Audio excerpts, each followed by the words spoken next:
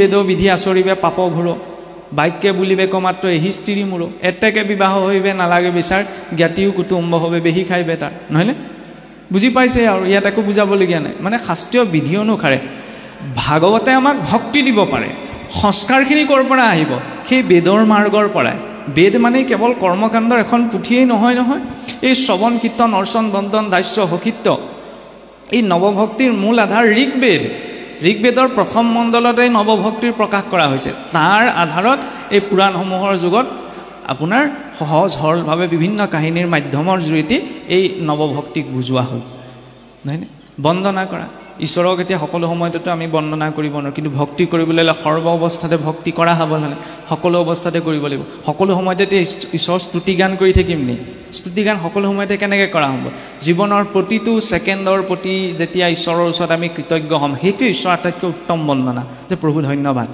আজিৰ যে দিনটো পালোঁ সেইকাৰণে আমাক গুৰুৱে কয় ৰাতিপুৱা শুইতে প্ৰথম গুৰুক স্মৰণ কাৰণ গুৰু যদি আমি ভগৱন্তক জানিবলৈ আগবাঢ়িছোঁ দ্বিতীয়তে ভগৱন্তক স্মৰণ নহয়নে কিয় ভগৱন্তক স্মৰণ কাৰণ তেওঁ যদি আজি দিনটো পালোঁ নহ'লে 2 ছেকেণ্ডত এজন মানুহ মৰে দিনটোত 3 লাখতকৈ বেছি মানুহ মৰিলে এতিয়ালৈকে সেইখন লিষ্টত পৰা নাই এইটো সৰু কথা নে গতিকে প্ৰথম ভগৱন্তক ধন্যবাদ সেইটো উত্তম বন্দনা আৰু বন্দনাৰ ইমান শক্তি আছে এই যে আমি ভাগৱতৰ 6ষ্ঠ স্কন্ধত পাওঁ গজেন্দ্ৰৰ কথা এই ৰত্নাৱলীটো আপোনাৰ বন্দন বিৰচনত কথাখিনি আহিছে যে গজেন্দ্ৰই ভগৱন্তক স্তুতি কৰিছিল সেইটো গজেন্দ্ৰই সেইখিনি সময়ত ৰচনা কৰা স্তুতি নহয় পূৰ্বতে ৰজা ইন্দ্ৰদ্যুম্নই ভগৱন্তক যিটো স্তুতিৰে সদায় উপাসনা কৰিছিল এই সংকটৰ বেলিকা গজেন্দ্ৰক সেইটোকে মনত পৰি গৈছিল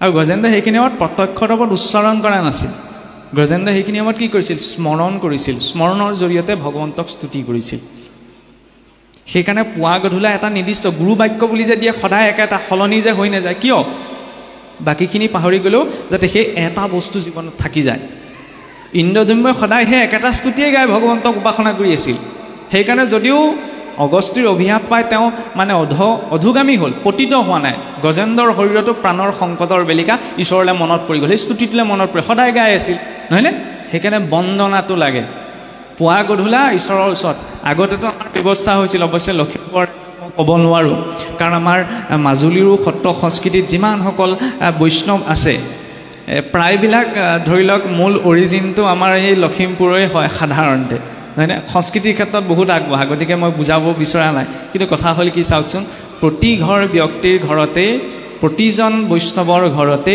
সদায় পুৱা গধূলা ইষ্ট উপাসনাটো আমাৰ লাগে নহয়নে প্ৰতি ঘৰ বৈষ্ণৱৰ ঘৰত দেখা লগে লগে ঘৰৰ পদূলিত তুলসী পুলি এটা লাগে কাতি বিহুৰ দিনাহে চাকি দিবলৈ মই যাম সেইকাৰণেহে তুলসীৰ পুলিটো লাগে এইটো নহয় মুছলিমজনৰ কথা অকণমান বাহিৰলৈ গৈছোঁ আৰু মুছলিমজনৰ ঘৰটো দেখাৰ লগে লগে আমাৰ মানুহে ক'ব পাৰে যে এইটো এজন মুছলিমৰ ঘৰ নহয়নে আমাৰ হিন্দু মানুহৰ ঘৰ বৈষ্ণৱৰ ঘৰৰ প্ৰতীকেই হৈছে গোসাঁই ঘৰ সকলোৰে আগফালে থাকিব নোৱাৰিব পাৰে কিন্তু তুলসী পুলিটো লাগিব কিয় ইমান তুলসীৰ মহিমাৰ কথা কোৱা হৈছে নহ'লেতো অসমত তুলসী নমনাই আছাম বৈষ্ণৱো ওলাইছে মই এইকাৰণেই কৈছোঁ যে এইটো মই কাৰোবাক নিন্দা কৰি কৈছোঁ এইটো কথা কোৱা হোৱা নাই অসমতে অসমৰ দ্ৰোহ এনেকৈও আচৰণ হৈছে যে কাতি বিহুৰ দিনা তুলসীৰ তলত চাকি দিলে আপোনাৰ শৰণ ভস্ত হ'ব মাঘ বিহুৰ দিনা মেজি অগ্নিসেৱা কৰিলে আপোনাৰ শৰণ ভস্ত হ'ব এনেকুৱা কিছুমান কথাও এতিয়া ওলাইছে গতিকে এইবিলাক চাবলৈ গ'লে কেনেকুৱা মানসিকতালৈ গুচি গৈছে চাওকচোন অসমীয়া পৰম্পৰাকেইটা পালন কৰিবলৈকে কিছুসকলে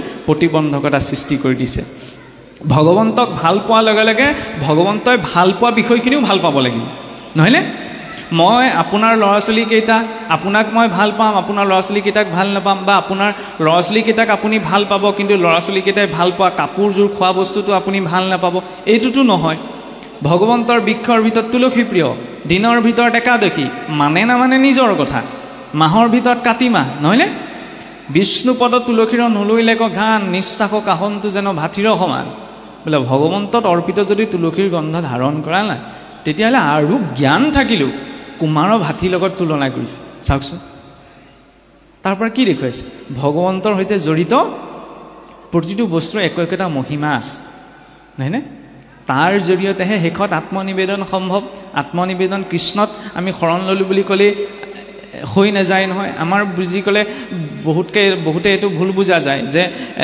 নৱভক্তিৰ মূল আধাৰেই হৈছে শৰণ সেইকাৰণে এই নৱভক্তি বিৰচনৰ শেষত শৰণ বিৰচনৰ কথা কৈছে শৰণ বুলি ক'লেও আমাৰ ভুল ধাৰণা এটা আছে হৰণ বুলি কওঁতেই, কাৰণ মোৰ কথা বুলি ক'লেতো সকলোৱে মানি নল'ব, সেইকাৰণে মই কোট কৰিছোঁ আমাৰ আউনীতি সত্ৰৰে পূৰ্বৰ বিষ্ণুচন্দ্ৰ প্ৰভুই এটা বৰ ধুনীয়া কথা প্ৰকাশ কৰিছিল, যিটো কথা পোনপ্ৰথমতে শুনিবলৈ অকণমান মানে হজম কৰিব নোৱাৰিবও পাৰোঁ আমি, যে আমি যি শৰণ গ্ৰহণ কৰোঁ সেই শৰণ গীতাৰ শৰণ নহয়। আমি যি শৰণ গ্ৰহণ কৰোঁ সেয়া আমাৰ ধাৰ্মিক বা আধ্যাত্মিকতাৰ ক্ষেত্ৰত প্ৰথম প্ৰৱেশহে। আমি ভাবি লওঁ কি আমি যি শৰণ গ্ৰহণ কৰিছোঁ সেয়াই গীতাৰ শৰণ হৈ গ'ল, হ'বই নোৱাৰে। কেনেকৈ হ'ব চাওকচোন। আমি পোনপ্ৰথম গুৰুৰ জৰিয়তে শৰণ মানে কি আশ্ৰয় গ্ৰহণ কৰিছোঁহে।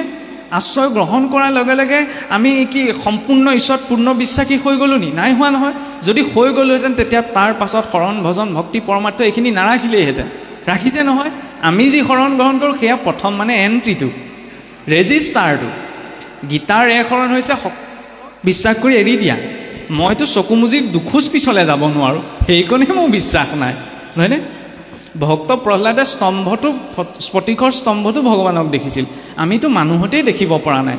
শৰণ ইমান সহজ বস্তুলে আমি ডাঙৰকৈ কৈ দিওঁ যে শৰণীয়া হ'বলৈ হ'লে সৰ্বধৰ্ম পৰিত্যাজম, সকলো ধৰ্ম কৰ্ম বাদ দি কেৱল মোৰ ওচৰলৈ আহা। কেনেকৈ সম্ভৱ? মই নিজৰ দেহাটোৰ চিন্তা এৰিব পৰা নাই, ঘৰখনৰ চিন্তা এৰিব পৰা নাই, আকৌ মই কৈছোঁ মই ধৰ্ম কৰ্মৰ চিন্তা এৰিবলৈ গৈছোঁ। সম্ভৱনে? আপুনি মই জীয়াই থকা স্তৰটোত সেইটো সম্ভৱ নহয়। তাৰ পৰা মই ভ্ৰান্ত ধাৰণা আনিব বিচৰা নাই, কিন্তু এইটো কথা স্পষ্ট কৰিব বিচাৰিছোঁ, নহ'লে মানে শৰণৰ আঁৰ লৈ কিছুমান কথা ভুলকৈও আমাৰ গাইডলাইনত গুচি যায়। কিন্তু গুৰুৰ প্ৰদত্ত শৰণত যদি বিশ্বাসৰ ধাৰাটো সদায় বৰ্তি থাকে তেতিয়াহ'লে সেই শৰণৰ জৰিয়তে ব্যক্তি সেই শৰণৰ স্থিতিলৈ যাবগৈ পাৰে। কিন্তু পোনপ্ৰথমতে যোৱা সম্ভৱ নহয়, কাৰণ ঈশ্বৰৰ প্ৰতি পূৰ্ণ বিশ্বাসটো লাগিব। আৰু সেইবাবে চাওকচোন, ঈশ্বৰৰ শৰণৰ ক্ষেত্ৰত 6টা বিষয়ৰ কথা আমাৰ গুৰুসকলে আমাক কৈছে, যে অনুকূলেশ্ব সংকল্প প্ৰতিকূলেশ্ব বৰ্জনম ৰক্ষিস্য ভীতি বিশ্বাস গোতুপ্তে বৰণম যথা আত্মনিক্ষেপ কাৰ্পণ্য য়ন্তা বিধি শৰণাগতিম। যে প্ৰথমতে ঈশ্বৰৰ শৰণীয়া এজনে অনুকূল কৰ্ম কৰা, ঈশ্বৰৰ প্ৰতিকূল কৰ্মখিনি বৰ্জন কৰা, ঈশ্বৰে যে একমাত্ৰ নিয়ন্ত্ৰক সেই কথাটো মানি চলা, ঈশ্বৰৰ ওচৰত পূৰ্ণ বিশ্বাস কৰা, ঈশ্বৰৰ ওচৰত দাস্যভাৱ, শেষত আত্মনিবেদন। আত্মনিবেদন মানে কায় মনোবাক্যে তেওঁক অৰ্পণ কৰি দিয়া। এই আত্মনিবেদন কৰাটো আমাৰ পক্ষে সম্ভৱ নহয় সহজতে। কিয়? কাৰণ আমাৰ ইন্দ্ৰিয়বিলাক আমাৰ বিষয়মুখী হৈ থাকে। সেইকাৰণে চাওকচোন, ইয়াতে বৰ বেছি দীঘলীয়া নকৰোঁ, প্ৰভু ঈশ্বৰৰ বক্তব্য আছে, সময়ৰ কথা আছে। গতিকে এই আত্মনিবেদনৰ যিটো ধাৰা, কেনেদৰে জীৱই আমি ঈশ্বৰৰ চৰণত নিজকে আত্মনিবেদন কৰি ভক্তিৰ সেই উচ্চ স্তৰলৈ যাব পাৰোঁ, যাৰ জৰিয়তে আমাৰ নৱভক্তি সিদ্ধ হ'ব, তাৰ গোটেই ধাৰাটো মহাপুৰুষে ভক্তি ৰত্নাৱলীত ইমান সুন্দৰভাৱে দেখুৱাইছে। চাওকচোন, সেইখিনি কোৱাৰ পাছত আপুনি মই বেলেগকৈ একো বুজিবলৈ আৰু কৰিবলৈ নাথাকে। এই ইন্দ্ৰিয়সমূহৰ যেতিয়া ঈশ্বৰমুখী হোৱা কেনেকৈ? কৰ্ণে শুনে কৃষ্ণ কথা মুখে বোলে ৰাম, মনে পাদ পদ্ম স্মৰে হস্তে কৰে কাম, কৃষ্ণৰ প্ৰতিমা দেখে চক্ষুৱে ভক্তক, বিষ্ণু বুদ্ধি কৰি হিৰে নমে সমস্তক, নিৰ্মাল্য তুলসী ঘ্ৰাণ লবে না শিকায়, বিষ্ণুৰ নৈবেদ্য মাত্ৰ আস্বাদে জিহ্বায়, পদে বিষ্ণু বৈষ্ণৱ ক্ষেত্ৰ কচলি যায়, এহিমত ইন্দ্ৰিয়ৰ বৃত্তি সমুদায়।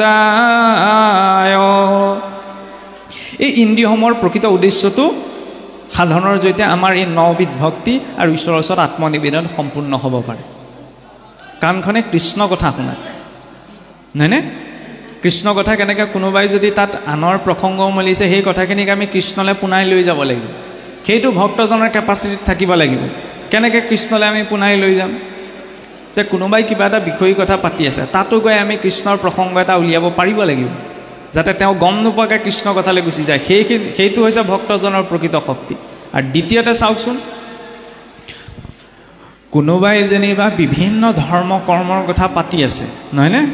তাত গৈ ভক্তজনে এনেকুৱা কথা এটা বাকীকেইজনেও চিন্তা কৰিলে বাধ্য হৈ যাব।